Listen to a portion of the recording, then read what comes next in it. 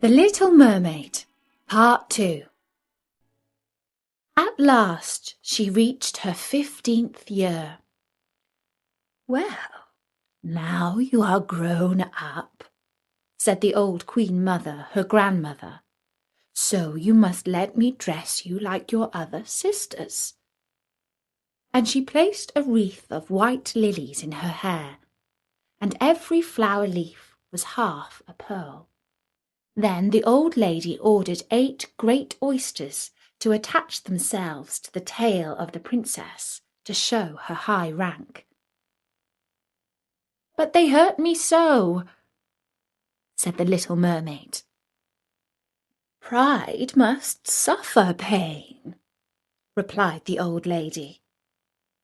Oh, how gladly she would have shaken off all this grandeur and laid aside the heavy wreath. The red flowers in her own garden would have suited her much better. But she could not help herself, so she said, "Farewell," and rose as lightly as a bubble to the surface of the water. The sun had just set as she raised her head above the waters, but the clouds were tinted with crimson and gold, and through the glimmering twilight beamed the evening star in all its beauty. The sea was calm, and the air mild and fresh. A large ship with 3 masts lay becalmed on the water, with only one sail set, for not a breeze stirred. And the sailors sat idle on deck, or almost on the rigging. There was music and song on board, and as darkness came on, 100 coloured lanterns were lighted, as if the flags of all nations waved in the air. The little mermaid swam close to the cabin windows, and now and then, as the waves lifted her up, she could look in through clear glass window panes and see a number of well-dressed people within. Among them was a young prince, the most beautiful of all, with large black eyes. He was 16 years of age, and his birthday was being kept with much rejoicing. The sailors were dancing on deck, but when the prince came out of the cabin, more than 100 rockets rose in the air, making it as bright as day. The little mermaid was so startled, as if all the stars of heaven were falling around her. She had never seen such fireworks before. Great suns spurted fire about, splendid fireflies flew into the blue air, and everything was reflected in the clear, calm sea beneath. The ship itself was so brightly illuminated that all the people and even the small rope could be distinctly and plainly seen. And how handsome the young prince looked as he pressed the hands of all present and smiled at them, while the music resounded through the clear night air. It was very late, yet the little mermaid could not take her eyes from the ship or from the beautiful prince. The coloured lanterns had been extinguished, no more rockets rose in the air, and the cannon had ceased firing. But the sea became restless, and a moaning, grumbling sound could be heard beneath the waves. Still, the little mermaid remained by the cabin window, rocking up and down on the water, which enabled her to look in. After a while, the sails were quickly unfurled, and the noble ship continued her passage, but soon the waves rose higher. Heavy clouds darkened the sky, and lightning appeared in the distance. A dreadful storm was approaching. Once more the sails were reefed, and the great ship pursued her flying course over the raging sea. The waves rose mountains high, as if they would have overtopped the mast. But the ship dived like a swan between them, and then rose again on her lofty, foaming crests. To the little mermaid, this appeared a pleasant sport, but not so to the sailors. At length, the ship groaned and creaked. The thick planks gave way under the lashing of the sea as it broke over the deck. The mainmast snapped asunder like a reed, and the ship lay over on her side, and the water rushed in. The little mermaid now perceived that the crew were in danger. Even she herself was obliged to be careful to avoid the beams and planks of the wreck which lay scattered on the water. At one moment it was so pitch dark that she could not see a single object. But a flash of lightning revealed the whole scene. She could see everyone who had been on board, except the prince. When the ship parted, she had seen him sink into the deep waves, and she was glad, for she thought he would now be with her. And then she remembered that human beings could not live in the water, so that when he got down to her father's palace, he would be quite dead. But he must not die. So she swam about among the beams and planks which strewed the surface of the sea, forgetting that they could crush her to pieces. Then she dived deeply under the dark waters, rising and falling with the waves, till at length she managed to reach the young prince, who was fast losing the power of swimming in that stormy sea. His limbs were failing him, his beautiful eyes were closed, and he would have died had not the little mermaid come to his assistance. She held his head above the water and let the waves drift them where they would. In the morning the storm had ceased, but of the ship not a single fragment could be seen. The sun rose up red and glowing from the water, and its beams brought back the hue of health to the prince's cheeks, but his eyes remained closed. The mermaid kissed his high, smooth forehead and stroked back his wet hair. He seemed to her like the marble statue in her little garden, and she kissed him again and wished that he might live. Presently they came in sight of land. She saw lofty blue mountains, on which the white snow rested as if a flock of swans were lying upon them. Near the coast were beautiful green forests, and close by stood a large building, whether a church or a convent she could not tell. Orange and citron trees grew in the garden, and before the door stood lofty palms. The sea here formed a little bay, in which the water was quite still, but very deep. So she swam with the handsome prince to the beach, which was covered with fine white sand, and there she laid him in the warm sunshine, taking care to raise his head higher than his body. Then bells sounded in the large white building, and a number of young girls came into the garden. The little mermaid swam out farther from the shore and placed herself between some high rocks that rose out of the water. Then she covered her head and neck with the foam of the sea, so that her little face might not be seen, and watched to see what would become of the poor prince. She did not wait long before she saw a young girl approach the spot where he lay, and the mermaid saw that the prince came to life again, and smiled upon those who stood around him.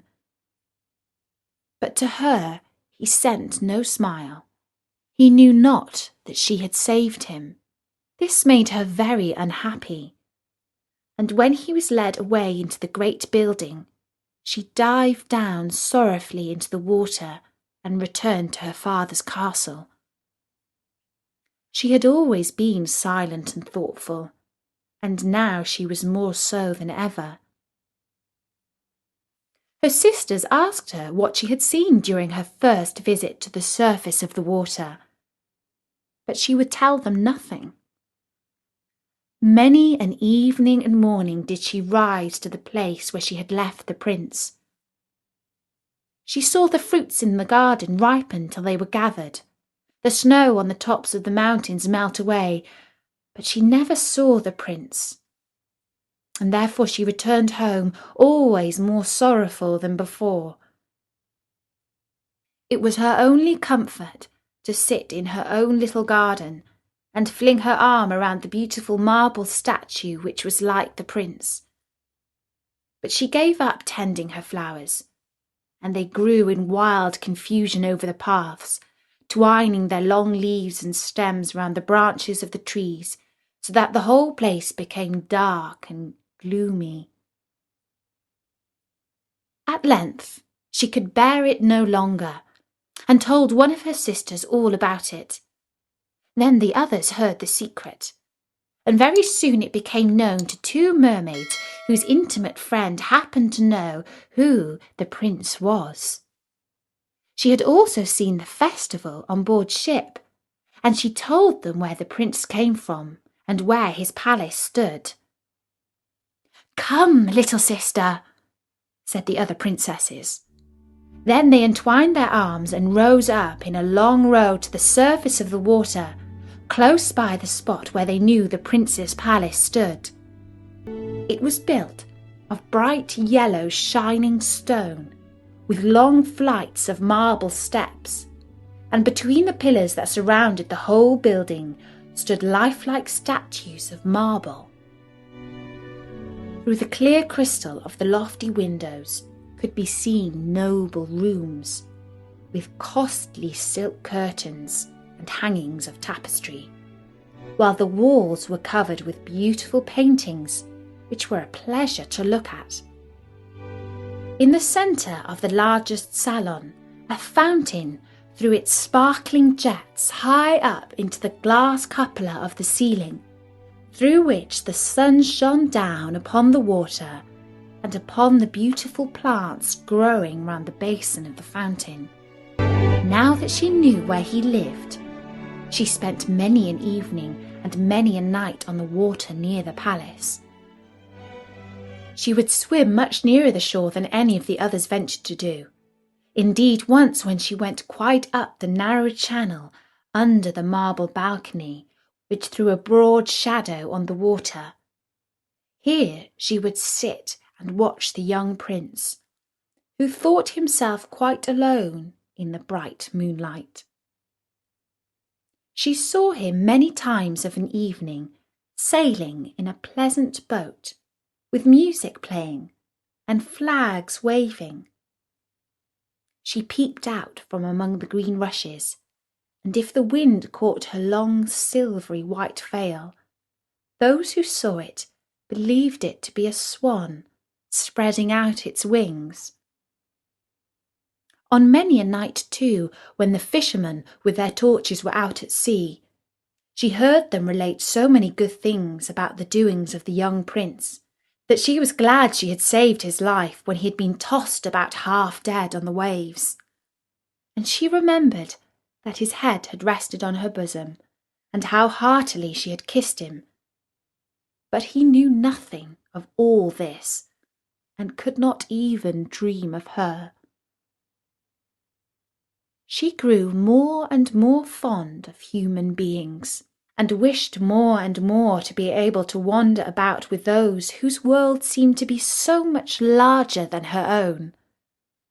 They could fly over the sea in ships, and mount the high hills which were far above the clouds, and the lands they possessed, their woods and their fields, stretched far away beyond the reach of her sight. There was so much that she wished to know, and her sisters were unable to answer all her questions. Then she applied to her old grandmother, who knew all about the upper world, which she very rightly called the lands above the sea. "If human beings are not drowned," asked the little mermaid, "can they live forever?" Do they never die as we do here in the sea?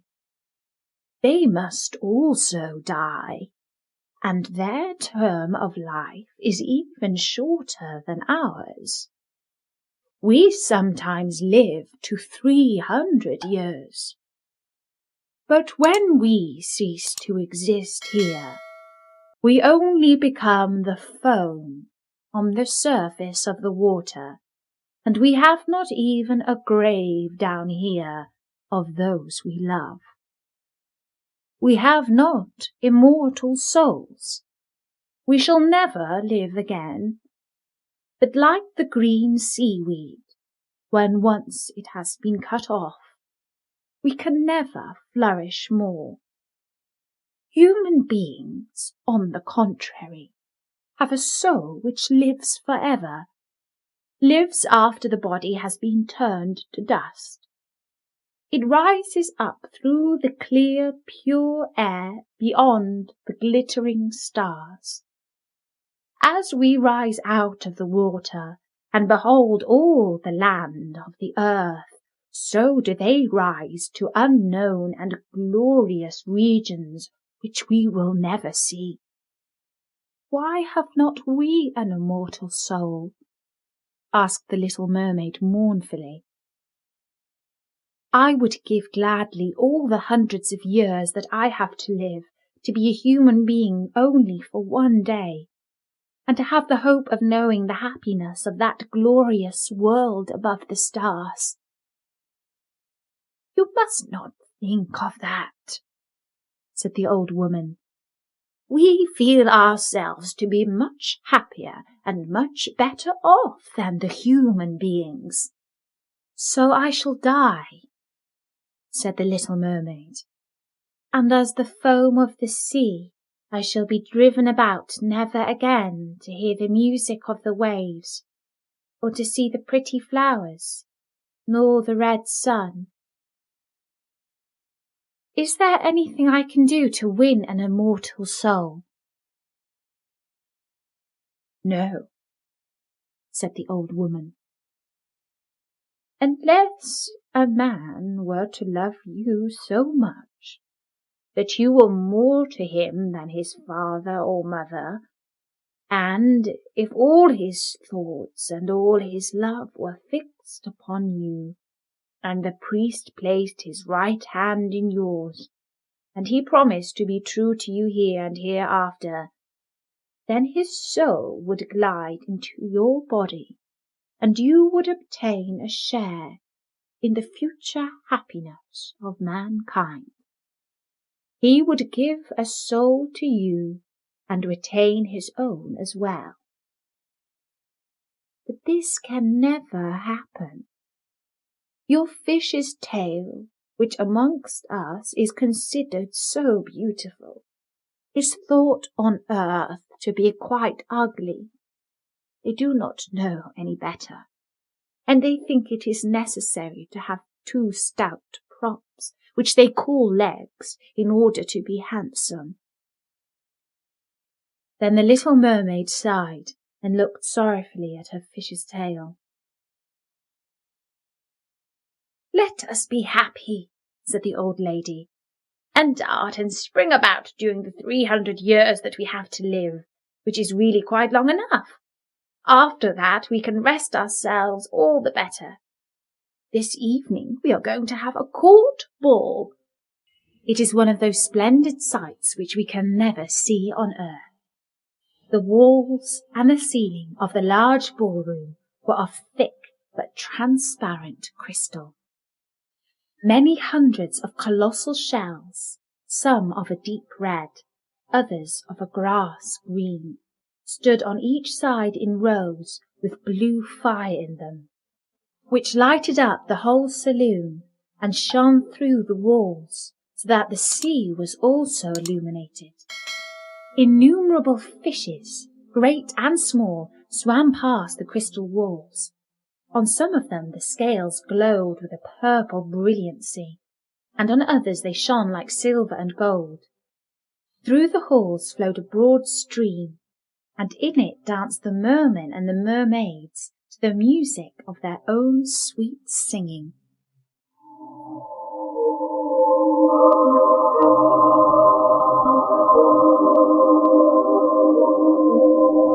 No one on earth has such a lovely voice as theirs. The Little Mermaid sang more sweetly than them all.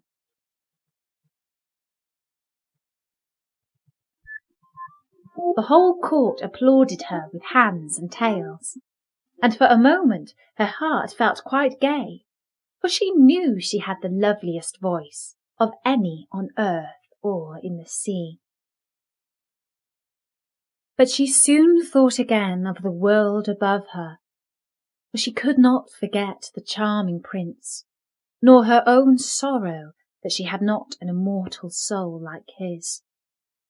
Therefore she crept away silently out of her father's palace, and while everything within was gladness and song, she sat in her own little garden, sorrowful and alone.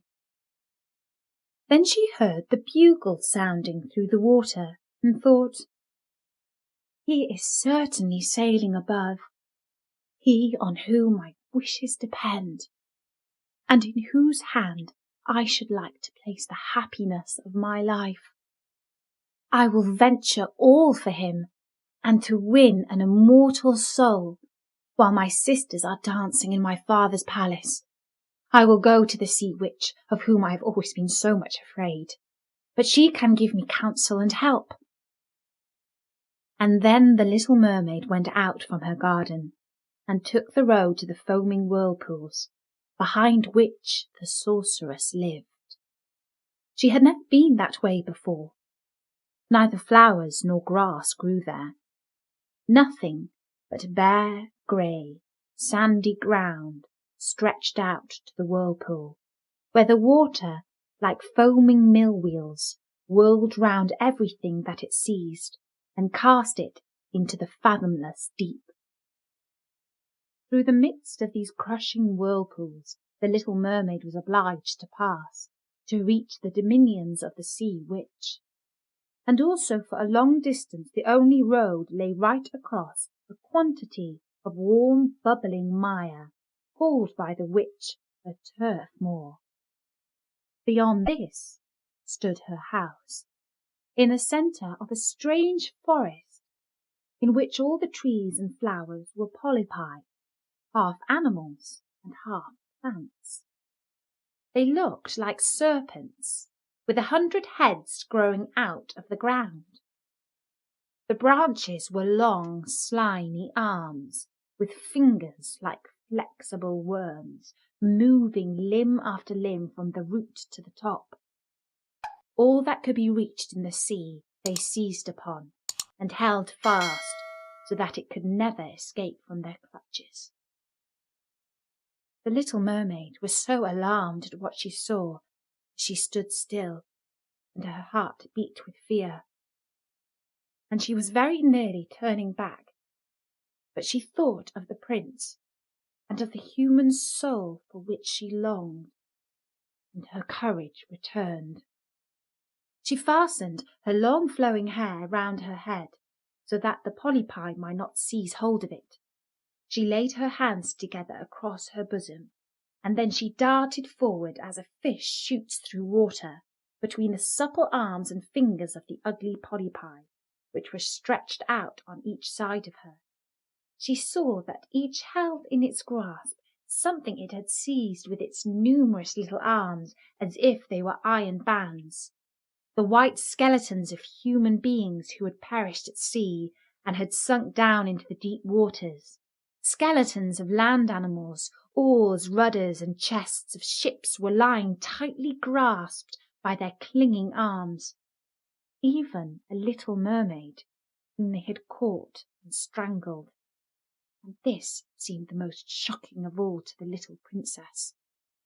She now came to a space of marshy ground in the wood, where large, fat water snakes were rolling in the mire, and showing their ugly, drab-coloured bodies. In the midst of this spot stood a house, built with the bones of shipwrecked human beings. There sat the sea witch, allowing a toad to eat from her mouth, just as sometimes people feed a canary with a piece of sugar. She called the ugly water snakes her little chickens and allowed them to crawl all over her. And that's the end of the second part of The Little Mermaid by Hans Christian Andersen. I do hope you enjoyed it. Please like and subscribe to my channel and press the bell icon to get new video updates. Bye bye!